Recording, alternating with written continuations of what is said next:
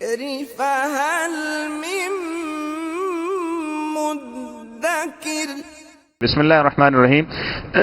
یا ایھا الذین آمنوا اے ایمان والو لا تدخلوا بیوتا نہ تم داخل ہو وہ ایسے گھروں میں غیر بیوتکم اپنے گھروں کے علاوہ حتی تستأنسوا یہاں تک کہ تم انس محسوس کر لو وتسلموا علی اہلھا اور ان کے رہنے والوں پر سلام کہو ذالکم خیر لکم یہ تمہارے لیے بہتر ہے لعلکم تذکرون تاکہ تم نصیحت حاصل کرو فإن لم تجدوا فیھا پس اگر نہ تم پاؤ اس میں احدا کسی ایک کو فلا تدخلوها تو نہ تم داخل ہو ان گھروں میں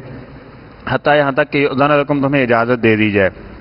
وَإِن قِيلَ لَكُمُ ارْجِعُوا اور اگر کہا جائے تمہیں کہ واپس لوٹ جاؤ فَارْجِعُوا تو واپس لوٹ جاؤ هُوَ أَزْكَىٰ لَكُمْ یہ تمہارے لیے زیادہ پاکیزگی کا باعث ہے واللہ اور اللہ تعالیٰ بما تعملون علیم جو تم عمل کرتے ہو خوب جاننے والا ہے لیس علیکم جناح نہیں ہے تم پر کوئی گناہ ان تدخلوا بیوتا کہ تم داخل ہو ایسے گھروں میں غیر مسکونۃ جو رہائش پذیر نہیں ہے فیہا متاع لکم اور اس میں تمہارے لیے کچھ فائدہ یا ساز و سامان ہے تو واللہ یعلم اور اللہ تعالیٰ جانتے ہیں ما تبدون جو تم ظاہر کرتے ہو وما تکتمون اور جو تم چھپاتے ہو کل کہہ دیجئے للمؤمنین مومن مردوں سے یغضوا من ابصارہم وہ اپنی نگاہوں کو جھکا کے رکھیں ویحفظوا فروجہم اور اپنی شرمگاہوں کی حفاظت کریں ذالک ازکیٰ لہم یہ ان کے لیے زیادہ پاکیزگی کا باعث ہے ان اللہ بے شک اللہ تعالیٰ خبیر و باخبر ہے بما یصنعون جو وہ کر رہے ہیں ان آیہ مبارکہ میں مزید معاشرتی بگاڑ سے بچانے کے لیے اور اس میں اصلاح لانے کے لیے کچھ اصول و ضوابط رکھے گئے ہیں جن میں سے ایک یہ ہے کہ اے لوگوں اپنے گھروں کے علاوہ کسی دوسرے گھر میں جب تم جا رہے ہو تو اس وقت تک داخل نہ جاؤ حتیٰ تستأنسوا یہاں تک کہ تم انس محسوس نہ کر لو تستأنسوا کا کچھ مفسرین نے ترجمہ سلام کیا ہے لیکن اس کا ذکر آگے آ رہا ہے سلام اور اجازت اس کا معنی کیا جاتا ہے لیکن اس کا جو لفظی ترجمہ ہے وہ انس سے ہے انس کہتے ہیں کسی سے محبت شفقت یہ محسوس کر لینا یعنی ایسے گھروں میں داخل ہو وہ کہ تمہارا جانا وہاں پسند کیا جاتا ہو ایسا نہ ہو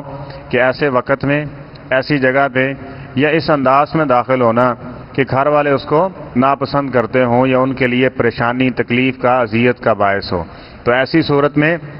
یہ چیز محسوس کر لینا کہ کیا اس کے لیے وہاں بیٹھنا رکنا داخل ہونا ٹھہرنا کس قدر جو ہے وہ انس کا باعث ہے تاکہ کسی کے لیے کوئی تکلیف اور پریشانی کا باعث نہ ہو تو یہ اس میں ساری چیزیں آ جائیں گی جب یہ محسوس کر لیں گے تو پھر اس میں اجازت اور اس کے ساتھ دیگر معاملات وہ اس میں شامل ہوں گے اور دوسرا ادب یہ بتایا گیا کہ وَتُسَلِّمُوا عَلَىٰ أَهْلِهَا جیسے تم نے داخل ہونا ہے تو کیا کرنا ہے سلام کہنا ہے یعنی اجازت کے بعد پھر سلام نبی کریم صلی اللہ علیہ وسلم نے اس کو بہت بڑا تحفے کے طور پہ ذکر کیا ہے آگے بھی کچھ بات آئے گی کہ یہ اللہ تعالیٰ کی طرف سے تحفہ ہے تمہارے لیے یعنی جب کہیں آتے جاتے ہیں نا تو کیا کرتے ہیں کوئی تحفے تحائف وغیرہ یہ چیز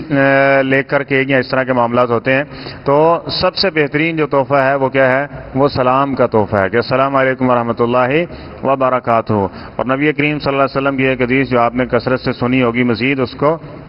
دہرا دیتا ہوں تاکہ اس پہ ہم عمل مزید محبت کے ساتھ کرتے رہیں نبی کریم صلی اللہ علیہ وسلم نے فرمایا 3 لوگوں کی ضمانت اللہ تعالیٰ دیتا ہے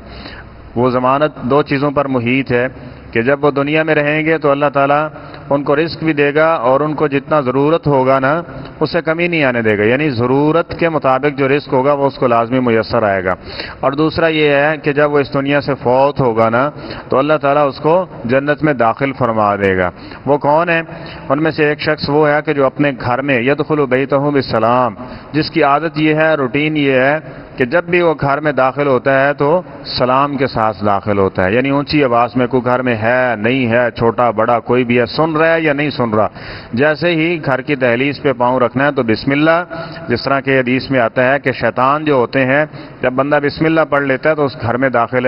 نہیں ہوتے اور دوسری بات کیا کہ اونچی آواز میں سلامتی کے لیے دعا کرنا تو یہ ایک بہترین پیکیج ہے ہمارے لیے اس میں دنیا کی بھی بہتری ہے اور اخروی بہتری بھی ہے اور اس میں اگر دیکھیں گے تو یہ ساری کی ساری زیادہ تر فلاح انسان کے ساتھ ہی ہے، لیکن جب یہ انسان اپنے خالق اور مالک کے پیدا کردہ بنائے ہوئے اصولوں کے مطابق زندگی بسر کرتا ہے تو تبھی ہی اس انسان کی زندگی خوشحالی آتی ہے اس میں۔ تو ذالکم خیر لکم لعلکم تذکرون، فرمایا یہ تمہارے لیے بہتر ہے تاکہ تم نصیحت پکڑو۔ فإن لم تجدوا فیہا احدا، اب یہ ہے کہ گھر میں کوئی مرد موجود نہیں ہے، کیونکہ آگے بات آ رہی ہے نا فلا تدخلوا حتی یؤذن لکم، تم نے داخل نہیں ہونا حتیٰ کہ تمہیں اجازت دے دی جائے، یعنی وہاں کو مرد محسوس نہیں کرتے اور وہ نہیں ہوتا، تو جب تک آپ کو اجازت نہیں دی جاتی اس میں داخل نہیں ہونا چاہیے، ٹھیک ہے۔ وَإِن قِيلَ لَكُمْ ارْجِعُوا، اور اگر تمہیں یہ کہا جائے کہ تم واپس چلے جاؤ، فَارْجِعُوا أَزْكَىٰ لَكُمْ، تو واپس چلے جانا، اور اس پہ اپنی ضد کا، انا کا یا کوئی اور مسئلہ بنا لینا، یہ دیکھ لیں کہ یہ مناسب نہیں ہے، جبکہ اللہ تعالیٰ کا حکم ہے جب آپ کو کہا جائے کہ واپس چلے جاؤ تو پھر کیا کرنا چاہیے، فَارْجِعُوا أَزْكَىٰ لَكُمْ، سوائے اس کے کوئی اضطراری صورت ہو تو اضطراری صورت کا حکم موقع کی مناسبت سے ہوا کرتا ہے۔ تو واللہ بما تعملون علیم، جو بھی تم کر رہے ہو اللہ تو اس کو خوب جاننے والا ہے نا۔ لیس علیکم جناح ان تدخلوا بیوتا غیر مسکونہ، ایسے گھروں میں داخل ہونا تمہارے لیے کوئی حرج کا باعث نہیں ہے جس میں جس طرح کے کوئی سکونت جس طرح گھر کے اندر اختیار کی جاتی ہے ایسی چیز نہیں ہے۔ اس سے مراد کیا ہے، بعد نے تو کہا فیہا متاع لکم، جس طرح کوئی ایسے جگہ ہے، علاقہ ہے کہ جس طرح مسافر خانہ وغیرہ بنایا ہوتا ہے تو اس میں آپ داخل ہوں گے تو اس میں آپ کے لیے کچھ نہ کچھ فائدہ ہوگا، لیکن وہاں کسی فیملی کی کوئی سکونت یا ان کی رہائش نہیں ہے۔ دوسرا اس سے مراد ہوٹل وغیرہ لیے گئے ہیں جو عام مسافروں کے لیے بنائے جاتے ہیں جن کی رہائش کے لیے، جس میں کوئی اجازت کا بندوبست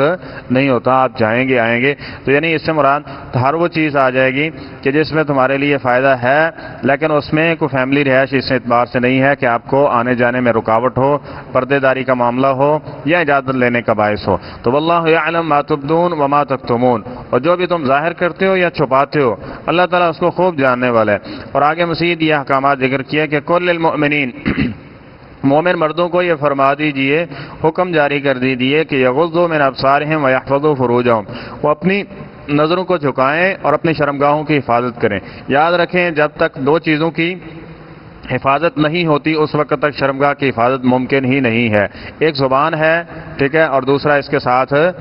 آنکھیں ہیں۔ جب یہ چیزیں انسان کے کنٹرول سے باہر ہوں یا اس میں بے حیائی، فحاشی اور یعنی سننا، بولنا، ٹھیک ہے، اور اس کے ساتھ دیکھنا، یہ انسان کی زندگی میں آ جائے گا۔ اور ایک جگہ پہ ایک مفسر کا قول پڑھا، وہ نام میرے ذہن میں نہیں ہے اس کا، تو انہوں نے کہا یہ تین چیزیں ایسی ہیں، اور آپ جب آپ دیکھیں گے تو یہ چیزیں اس کے ساتھ یعنی قرآن و حدیث کے جو دلائل ہیں اس سے یہ چیزیں ملتی ہیں کہ تین چیزیں ایسی ہیں جو فوراً انسان کے دل کے اوپر اثر کرتی ہیں، آنکھ، کان اور زبان۔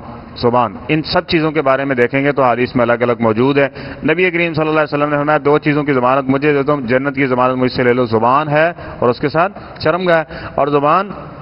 یہ بھی انسان کو جب انسان کے اعمال و افعال، باتیں ساری اس طرح کی ہوں گی تو پھر کس طرح وہ اپنے معاملات کو بچا پائے گا۔ اسی طرح جب وہ انسان اپنی آنکھوں کی حفاظت نہیں کرے گا، کانوں کی حفاظت نہیں کرے گا تو یقینی بات ہے وہ شرمگاہ کی حفاظت بھی نہیں کر پائے گا۔ اور یہاں یہ ذکر کیا گیا کہ یغضوا من ابصارہم، اپنے نگاہوں کو کیا کرو، جھکا لو، ٹھیک ہے، ویحفظوا فروجہم، اور اس کے بعد یہ ذکر کیا کہ اپنے شرمگاہوں کی حفاظت کرو، یعنی اس کے لیے یہ چیز ضروری ہے۔ ذالک ازکی لکم، یہ تمہارے لیے پاکیزگی کا باعث ہوگا، طہارت کا باعث ہوگا۔ دیکھیں جو تقوی ہے، پرہیزگاری ہے اور اللہ کی عبادت کی لذت ہے، جب ان چیزوں کے اوپر کنٹرول نہیں ہوگا تو وہ یہ ساری چیزیں مائنس ہو جائیں گی۔ بہت سارے سوالات آتے ہیں، نماز پڑھتے ہیں آگے پیچھے کچھ بھی نہیں ہوتا، نماز میں اتنے وسوسے آتے ہیں، نماز پڑھتے ہیں بس اوقات پریشانیاں شروع ہو جاتی ہیں، نماز کی طرف آتے ہیں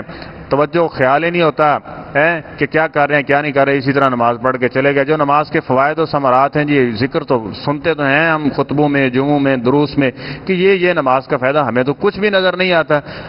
تو بھائی یہ بات یاد رکھیں، اللہ تعالیٰ کی کہی ہوئی بات میں اور رسول اللہ صلی اللہ علیہ وسلم کی کہی ہوئی بات میں کوئی شک نہیں ہے،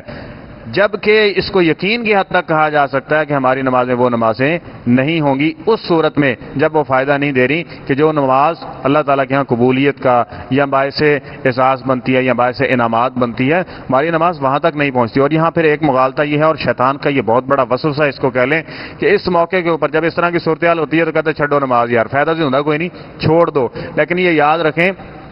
کہ یہ جو ایمان ہے اسی طرح باقی ساری چیزیں دنیاوی ایک فطرت رکھی ہے، جب بچہ پیدا ہوتا ہے نا تو فوراً چلنا نہیں شروع کر دیتا، یہ جانور اور انسان میں یہ فرق ہے، 2 3 4 سال ہے اس کے ساتھ وہ سنبھلتا ہے، کچھ نہ کچھ بولنا سیکھتا ہے۔ یہ مسلسل جب انسان یہ نیکی کرتا رہتا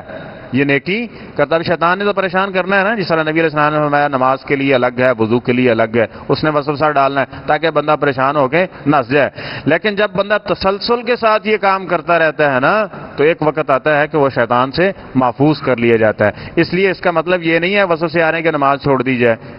ایک بندہ مجھے کہتا ہے میں اکیلے نماز پڑھوں تو پھر ٹھیک ہے, جماعت کے ساتھ نماز پڑھوں تو وہ نا معاملہ جو ہے نا وہ صحیح نہیں رہتا, وسوسے آتے ہیں اور اس طرح کے معاملات ہوتے ہیں. اب وہ کیا ہے, وہ شیطان ہے, اس کو مطمئن کر رہا ہے کہ تو کل ہی بڑھیا کر, جماعت دے نال پڑھن نال تیری نماز کا نقصان ہوتا اور ہو سکتا ہے قبول بھی نہ ہو. ٹھیک ہے, تو اس کو بہکاوے میں, اور اگلا سٹیپ وہ شیطان کیا لے گا وہ آپ کے علم میں ہے. تو اس لیے اس طرح کے کوئی معاملات ہوں تو اس عبادت میں مزید انسان کو ترقی پیدا کرنی چاہیے, اور اس میں زیادہ پہلے سے بڑھ کے کوشش کرنی چاہیے, نہ کہ یہ کہ وہ اس سے بالکل پیچھے ہٹ جائے. اللہ العظیم.